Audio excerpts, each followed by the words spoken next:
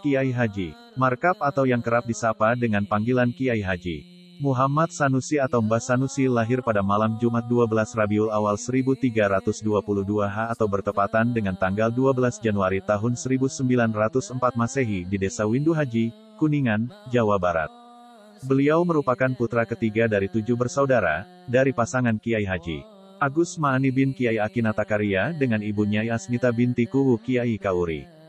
Adapun saudara-saudara beliau diantaranya, Aminah meninggal dunia saat usia 8 tahun, Mirati, meninggal dunia saat berusia 6 tahun, Sarpan, Abdur Rahim, Zainab, Suknasi, Kasem, meninggal dunia saat usia 7 hari. Sedangkan saudara yang seayah lain ibu, adalah Kunah dan Saodah, meninggal dunia saat usia 5 tahun. Pada hari Jumat tanggal 31 Mei tahun 1974 Bagda Isya, semua putra-putri Mbah Sanusi dipanggil menghadap Mbah dikarenakan Mbah mengalami sakit yang cukup parah. Sambil menasihati dan memberikan beberapa wasiat, minta dipijiti hingga pukul 23 waktu Indonesia Barat mereka disuruh pulang kembali. Esok harinya, Sabtu tanggal 1 Juni tahun 1974 pukul 8 waktu Indonesia Barat Mbah Sanusi kembali memanggil putranya untuk dihantar ke RSU Gunung Jati Cirebon yang ternyata menurut diagnosa dokter bahwa jantung Mbah telah pecah. Hingga beberapa saat kemudian, tepatnya pada pukul 12.30 waktu Indonesia Barat Mbah menghembuskan nafas terakhirnya. Menjelang maghrib, jenazah Mbah Sanusi dikebumikan di pekuburan keluarga di depan Masjid Jami' Raudhatu et-Thalibin Pondok Pesantren Babakan, Ciwaringin, Cirebon, berdampingan dengan makam gurunya, Kiai Haji Amin Sepuh. Pada suatu hari Mbah Sanusi mendapat panggilan dari Kiai Haji Amin Sepuh dan diberitahu bahwa Kiai menjodohkan Mbah dengan saudari iparnya. Padahal di rumah, Mbah pun dijodohkan dengan putri Kuwu bernama Nyai Robiah. Mbah pun mulai dilema. Akhirnya melakukan salat istikhoroh, dan mendapat jawaban bahwa harus menikah dengan apa yang dijodohkan oleh kiainya. Maka pada tanggal 10 Syawal 1344 H, 1926, Mbah menikah dengan Nyai Hije Saadah binti Kiai Haji Ali bin Kiai Masinah, seorang janda dari Kiai Halif Desa Lontang Jaya. Nyai Saadah merupakan kakak ipar dari Kiai Haji Amin Sepuh dan telah mempunyai seorang putera bernama Atoilah. Meskipun secara status Mbah Sanusi adalah saudara tua Kiai Haji Amin Sepuh, namun Mbah tetap takzim dan menghormati Kiai Haji Amin Sepuh sebagai gurunya. Hingga di kemudian hari Kiai Haji Amin Sepuh dijuluki sebagai Kiai Sepuh, dan Mbah dijuluki sebagai Kiai Anom. Pada saat usia 10 tahun, Mbah Sanusi disekolahkan di Folk School, sekolah rakyat, yang terletak di Desa Ciporang. Kendati sudah berumur 10 tahun, Mbah Sanusi termasuk murid yang paling kecil. Dalam buku catatan Mbah Sanusi, setiap sore dirinya selalu mengaji di pesantren Kiai Haji Ghazali. Pada masa kecilnya, Mbah diberi julukan, anak kecil yang pandai menjawab, dikarenakan selalu bisa menjawab setiap pertanyaan Kiai Haji Ghazali tentang ilmu faraid, ilmu waris, yang terkenal rumit secara spontanitas dengan benar. Padahal para santri yang lain tidak ada yang bisa menjawab pertanyaan tersebut. Tanggal 10 Juli tahun 1915 Masehi, Mbah Sanusi menerima surat tanda tamat belajar dari sekolah Ciporang dengan prestasi juara 1. Setelah tamat sekolah rakyat dan tamat pengajian di Kiai Haji Ghazali, Mbah meneruskan pendidikannya di sekolah dinas, sekolah calon birokrat di Kabupaten Kuningan. Di sekolah inilah Mbah mendalami hobi menulisnya hingga ia pernah memenangkan kejuaraan penulis lagu terbaik. Tanggal 11 Zulqa'dah 1337 H, Mbah mulai mesantren di Kiai Haji Damanhuri Pakebon selama kurang lebih 6 bulan, lalu Mbah dipindahkan oleh Kiai Haji Damanhuri ke pesantren Sarajaya Karangsembung, Sindang Laut, Cirebon, yang diasuh oleh Kiai Haji Zen. Karena terlalu pintar di pesantren ini, Mbah diperlakukan lebih istimewa dengan memperoleh kamar yang juga dihuni oleh kiainya, sehingga setiap saat Mbah bisa mensuri tauladani sosok seorang guru. Baru setengah tahun di pesantren Sarajaya, Mbah Sanusi mendapat kabar ibunda tercintanya sakit dan disuruh pulang. Setelah diberitahu hingga 3 kali masih belum pulang, akhirnya Mbah dijemput paksa oleh saudaranya yang bernama Kerta Adiwangsa. Karena kegigihannya dalam belajar, Mbah menolak untuk pulang dan memilih tinggal di pesantren untuk mengaji. Menurut cerita dari Kiai Muzakir, cucu dari Mbah Sanusi, sampai pada akhirnya pengasuh memerintahkan Mbah Sanusi untuk pulang. Pulanglah sejenak, masalah panjang pendeknya umur tidak ada yang tahu. Mengenai ngaji, mungkin bisa nambal private. 3 hari sepeninggal ibundanya, Mbah Sanusi memilih berangkat kembali ke pesantren untuk menimba ilmu yang sempat tertinggal. Ujian yang menghalangi Mbah dalam belajar tidak cukup hanya itu. Di pesantren, Mbah dibenci oleh teman santrinya yang iri dengan Mbah.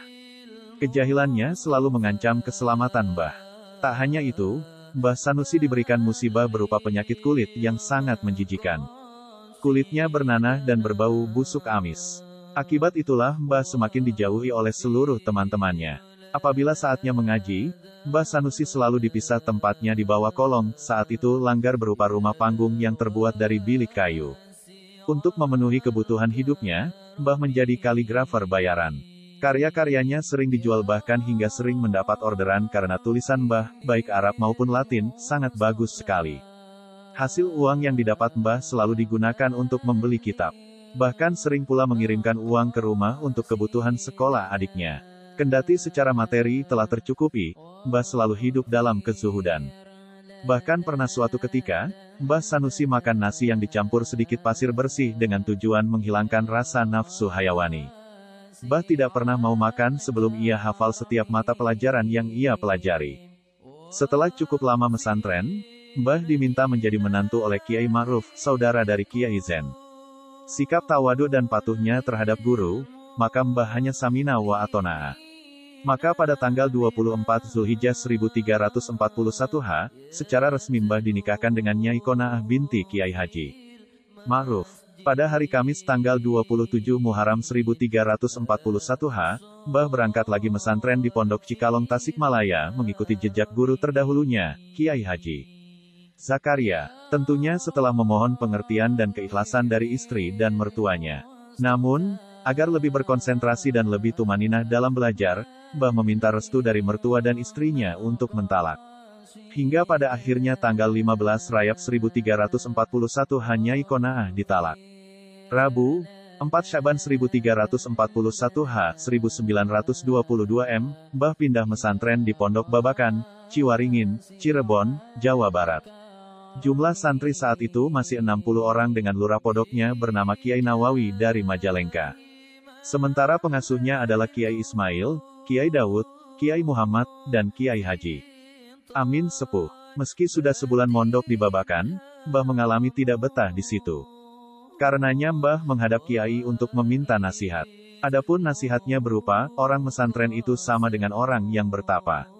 Kalau tidak kuat menghadapi godaan, tidak akan sukses. Orang yang akan sukses besar tentu godaannya besar pula. Ibarat pohon yang menjulang tinggi, maka akan semakin besar angin yang menerpa. Maka bersabarlah. Karena kecerdasan ide dan kepintaran ilmunya, Mbah Sanusi dipercaya menjadi kepala pondok. Diamanahi menjadi kepala pondok membuat banyak menyita waktu Mbah karena harus membagi waktu antara mengurus santri dan mengaji. Sewaktu Mbah Sanusi mulai mengajar di Pondok Pesantren Babakan tahun 1922 dimulailah pengajian Nahwu dengan menggunakan sistem tahriran, serta diajarkannya tulis-menulis secara kurikulum madrasah. Hal ini belum pernah terjadi di pondok pesantren manapun. Oleh karena itu, banyak tokoh ulama sekitar yang tidak menyetujuinya karena dianggap sistem tahriran seperti bioskop dan sistem madrasah tasyabuh dengan penjajah Belanda, karenanya harus dihindarkan. Sebenarnya tujuan utama Mbah Sanusi hanya ingin mengarahkan bagaimana cara belajar yang efektif. Mbah berpikir, jika cara itu dihentikan, maka jelas akan berakibat memperlambat kemampuan bernalar, optimalisasi penguasaan isi materi menjadi tidak sempurna. Mbah Sanusi pura-pura tidak mendengar saja dan terus menjalankan keyakinannya dalam membuat program tersebut. Hingga pada suatu hari datanglah sepucuk surat dari kantor pos Jamblang yang ditunjukkan kepada Mbah. Isinya bernada ancaman. Sanusi, kamu harus menghentikan sistem pengajian dan madrasah. Kalau tidak menurut, mending kamu mampus ke Kuningan, wassalam, Johar Balarante. Setelah menerima surat itu, hati Mbah Sanusi terenyuh dan sedih. Untuk itu, Mbah Sanusi berniat mengecek kebenaran surat itu dan sekaligus tabayun, klarifikasi ke Kiai Johar di Balarante. Ternyata sesampainya di Balarante tidak terjadi apa-apa. Bahkan Mbah disambut hangat dan dihormati. Untuk lebih meyakinkan, akhirnya Mbah Sanusi memberanikan diri menanyakan langsung kepada beliau, "Maaf Rama, apa benar Rama kirim surat ke saya?"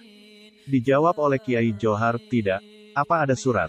Lewat mana datangnya?" Maka Mbah pun menjawab, ada Rama, dari kantor pos. Kemudian dibacalah surat itu oleh Kiai Haji Johar, dan diklarifikasi oleh Kiai Haji Johar bahwa beliau tidak pernah mengirimkan surat itu. Kiai Haji Johar hanya tidak mengizinkan Mbah mengajar dengan sistem seperti orang kafir. Namun, jika tidak ada metode lain, gunakan saja lembaran kertas yang lebar, kemudian ditulisi. Agar ketika selesai digunakan bisa digulung, dan ketika dibutuhkan lagi bisa dibuka. Menurut Kiai Haji Johar, yang terpenting jangan sampai menggunakan papan tulis kapur yang digunakan untuk menulis Al-Quran, hadits. Karena apabila dihapus akan menjadi debu yang beterbangan. Dan apabila diinjak sama artinya menginjak Al-Quran. Mbah Sanusi pun menuruti saran Kiai Haji Johar. Namun, setelah 1 tahun menjalaninya dan dirasa kurang efektif, maka Mbah melakukan taktik baru, yaitu tetap membuat papan tulis yang diberi bingkai bentuk asbak bertujuan supaya menjadi wadah bagi debu kapur yang telah dihapus.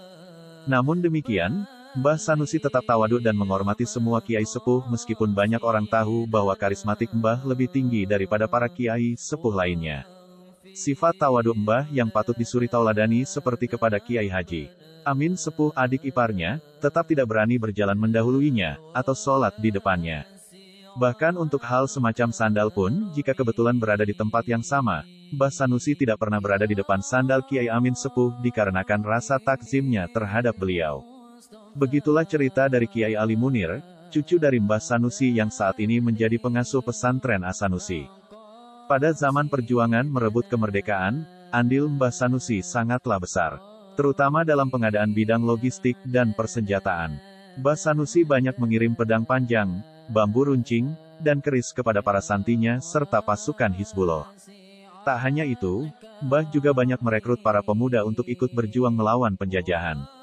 Bahkan pernah diceritakan bahwa Hadratus Syekh Kiai Haji Hashim Asy'ari bersama Bung Tomo di Surabaya tidak akan menyatakan perang sebelum mendapat restu dari ulama Cirebon, salah satunya Kiai Haji Muhammad Sanusi. Mbahlah yang mencetuskan resolusi jihad bersama Kiai Haji Hashim Asy'ari dan ikut bertempur bersama Bung Tomo.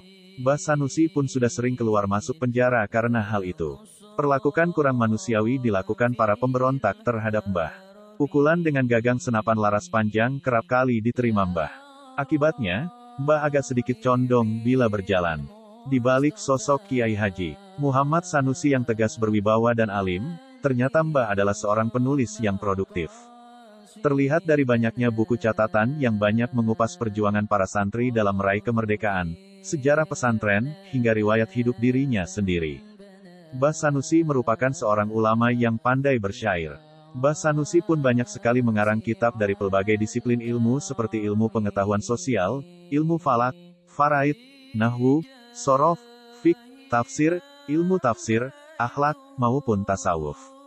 Kitab-kitab yang ditulis Mbah merupakan kitab yang bertuliskan bahasa Jawa Pegon, bahasa Jawa yang ditulis menggunakan huruf Arab, bahasa Indonesia, bahasa Arab. Karya-karya Mbah Sanusi diantaranya, Jadwal Sholat Abadi, yang digunakan hampir di semua wilayah 3 Cirebon, Indramayu, Majalengka, Kuningan.